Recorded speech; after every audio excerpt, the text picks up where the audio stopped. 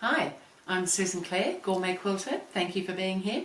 Today I thought we'd have a little bit of fun with some 1.5 inch strips. We're going to make a block like this in my hand here. I've got a few up on the wall up here. It's kind of fun. It's a little bit intricate. We might have to concentrate just a little bit, but we're just starting out with some 1.5 inch strips. Sometimes I like to work with that size, and so I thought we'd have a little bit of a good time with these. So what I've got here is some 1.5 inch strips. So I found some particularly delicious strips in my stash, and I thought I could do something with those. So I found this lovely soft greeny colour to go with it, and I've cut some strips to go with it. So as I said, 1.5 inches wide, and I've joined them together. Now you could make them into a great long full width length, and that's fine for joining the strips together. I have found when I'm working the bit that we're about to do, it's much easier to work with shorter lengths. So maybe in thirds across the width of your fabric. So I don't know, somewhere about 13 or 14 inches in length like that. So I've got my two pieces here with two different fabrics attached. In this case I've used the same soft green throughout. You wouldn't have to. It could just be all lights or something that's sort of similar, but it was just as easy, and I quite like this colour, so I went with that. So what we're trying to do is join our strips just with our regular 1/4 inch seam allowance. Now you don't need to watch me do that because you know how to do that, but we need to press the seams in opposite ways so that I've got the colour here and my light here. So I've pressed towards the colour, and on this one I've pressed towards the light, and that's because we want those seams to nestle. So what we want to do is lay them right sides together, so we've got our seams going in opposite directions, and we can just lay them together for this part here. So we just want them to nestle. Quite often you can just feel it and it'll just sit there nicely for you. So it's a good idea just to make sure that it is nestling nicely, and you can usually have a little look, and as I said, you can often feel it. It'll sit nice and comfortably like that. And so then I'm going to line these up on my board just so that I can keep things straight. The board, I don't need it so much for the measurements, it's more for the lines, just to keep things lined up. And then I've got my small square ruler. This is just a 5 inch square. It doesn't have to be this size. We're only using a small piece of fabric, so it made sense to use a smaller one. If you've got a larger one, that's fine. I've put some coloured sticky tape on. Now you can get coloured sticky tape. You can get little 1/4 inch tapes. You can get slightly wider coloured tapes. You don't have to use this special tape, of course. You can use any sort of marking that you like. You could using a marker pen that you ruled on it. But I've stuck it across so that it comes along from here, and I'm coming through at 3.5 inches at both edges, and I've just done the same thing that way so that I can just slide the ruler up and down for the marking process. But you could turn it. It's more that you just need to know that on the diagonal there where that 3.5 is, because that is how wide our strips end up being diagonally. So what I want to do now is, because I've got this laid out nice and straight on my board, I can line up this edge, so 3.5 inches from the point. I'm going to lay that edge of that tape along the edge of my fabric here, and I'm just going to come through so that it's within the fabric. Make sure that both layers it's within, and I'm just lining that up along the bottom edge of the fabric. However, just keep an eye on this line, because we are lined up on the board. Keep an eye on this diagonal line. Most of these square rulers have a diagonal line, to see that it also is running straight. It's not necessarily sitting on a measurement, but you can see that it's running parallel to these lines here, and that's looking pretty good. So the top of your ruler should sit at the edge of the fabric there, and then just with a pencil I'm just going to mark that, and on the darker bit I might mark it a little bit darker so I can see it. So I'm just marking that triangle there, and now you'll see why I put two pieces of tape on, because now I'm just going to slide that up to the opposite edge, and using that line that I've just made as my starting point, line up this piece. But I could just as easily turn that around and put it that way. It doesn't matter. That was really a convenience thing. Again, I'm going to make sure that my diagonal of the square is going straight with the marks on the board. This one is lined up here, that edge with the line I've just drawn. So now I just need to draw this line here, and again just make sure you can see it on the darker part of your fabric, and I'm just going to continue along doing that. So lining up that edge, this edge, and this line without bumping it all the time. Just keep it so that everything is pretty much staying straight will help quite a lot.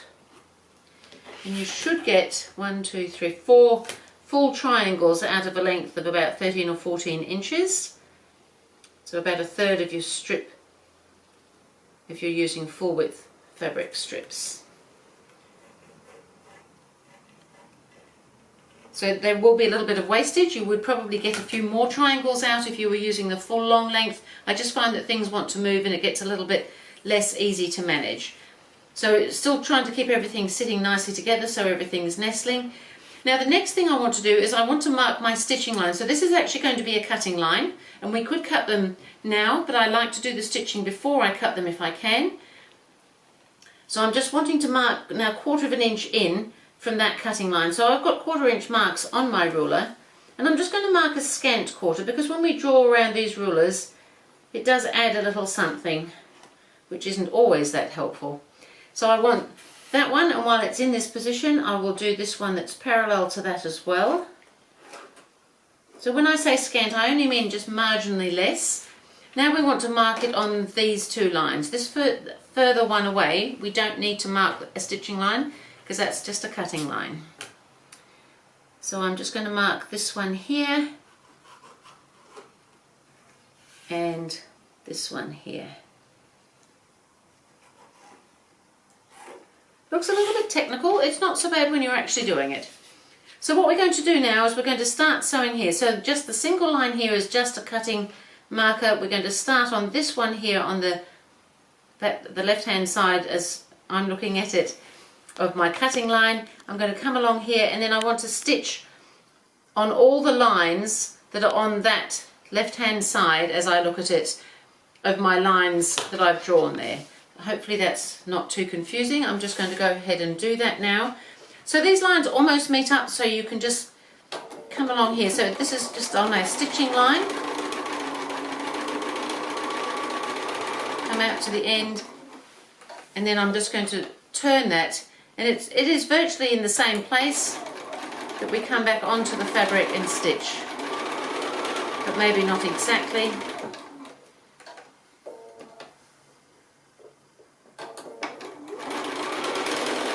Kind of fun to use something smaller for a change. I quite like the 1.5 inch strip size.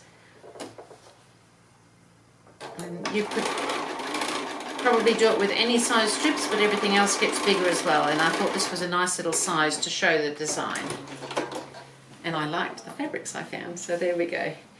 So I've stitched on that marked line, making sure it's always the one on that side of our original drawn line. And now we can cut those. Now, cutting them also just requires keeping things just a little bit lined up so that we know that things are sitting nice and straight. So we've got our stitching line, we've got our cutting line drawn there, and we just want to trim off pretty much along that cutting line, but we want to make sure that it's staying parallel to our stitching line.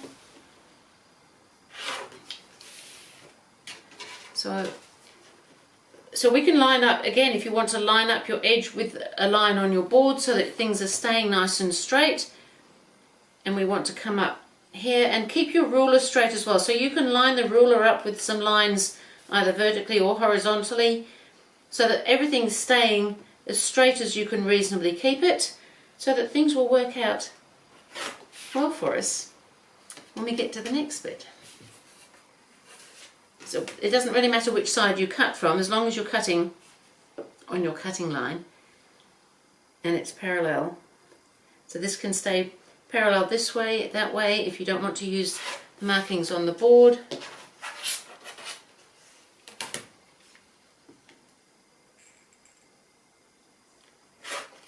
And that one. So we're doing really well. So we've just got this one line left to cut here. That cutting line that was looking like it was going nowhere, so we don't need this piece on the end there. And so what we now have is 4 joined up triangles, and because we nestled the seams, our points should be sitting nicely. We've got some that have got the light colour inside and some that have got it outside, so you will actually have enough to make 2 blocks, However, I personally quite like to make it so that I make several so that I can mix all the colours around so they're not just the same colours in the block, but that is a personal preference. And when I press these now, I'm going to press them all the same way. So I've got the point of that triangle facing towards me, and I'm just going to press that seam to that one side. Now when you're pressing is your friend. Keep things as straight as you can, because we're working with bias edges. This is now a bias edge where we've cut that angle from the triangle, so it may want to stretch. So just be a little bit aware of that, and that you can just manipulate your fabric just a little bit so that things stay as straight as you possibly can have them. Because it would be very easy to stretch this out of shape at this stage, and it's very helpful to press it so that everything is nice and sort of square and straight looking, so that when we join them together on the next stage, everything sits nicely. So we've now got these, and we can pop these together like that, and I can go ahead and do that, or I could bring in some that I've got that I had previously made, so that I bring a different colour in. And maybe I'll do that this time. So it's just exactly the same thing, just a different colour. So I'm just going to put those right sides together now. Because I pressed the seams in the one direction, they will nestle when we put them together in that centre bit there. Keep an eye on these seams here. Now these may or may not nestle depending on which way we've been cutting the fabric when we made those first triangles, but this one looks like it's going to nestle, so that's really nice. You can put a pin in there if you want to, or just make sure it stays there. So I'll go ahead and sew this one together so that you can see the whole block being made. So just make sure those seams are nestling nicely as you go.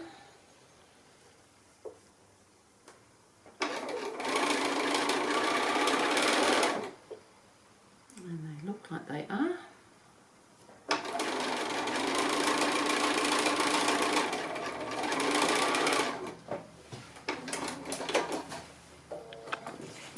So now I can just press that, and I'm going to press that towards the darker, bigger pieces.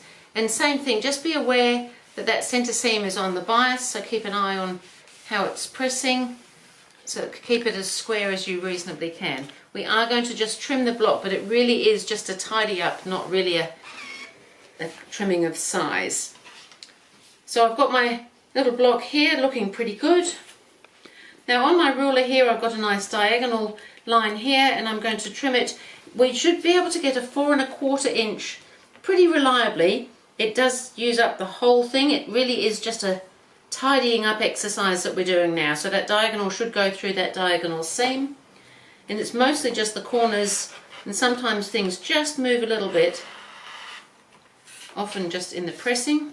So just to tidy up, and so you should fairly reliably have a 4 1/4 inch square. If not, you could bring it down to the 4 1/8 or 4 inch.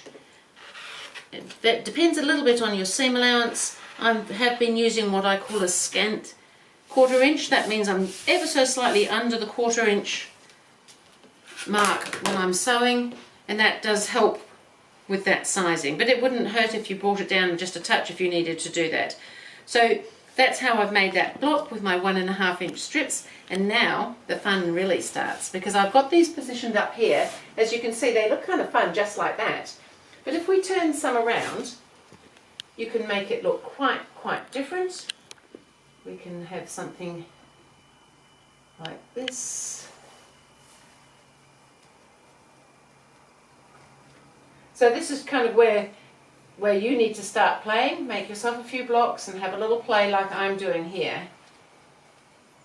And you can use different colours. It can be scrappy, it can be similar, like I've used a sort of bluey, almost watery colours, bluey, greeny, purpley colours. Now you can take this a little bit further. We've got that nice looking block in there. We could then sort of accentuate that as a centrepiece if we wanted to do that.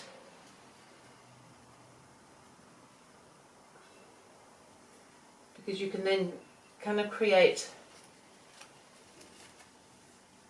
oops, I'm going to get it wrong, these diagonal pieces.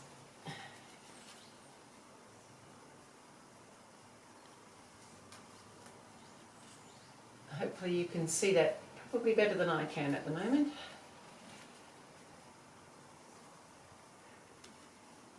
So it kind of works like a half light, half dark block, and we know that they often are the most fun because you can do so many different layouts with them. Oops, too many pins.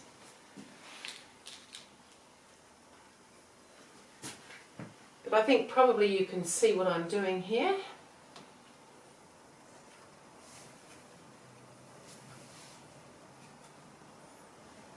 It's just another option. There's lots of ways of laying it out so that it's going to look amazing. You might come up with all sorts of different ways of your own. But you can kind of see that you're getting that sort of diamond look around the block. You can have just diagonal lines that you can create. There's just endless possibilities. How delicious is that? So that was having some fun with some 1.5 inch strips. Something just perhaps a little bit smaller than sometimes we use, but don't be afraid of them. They're not too small to use. We can do so many things with them, and I just think that's a whole lot of fun with 1.5 inch strips. Thank you.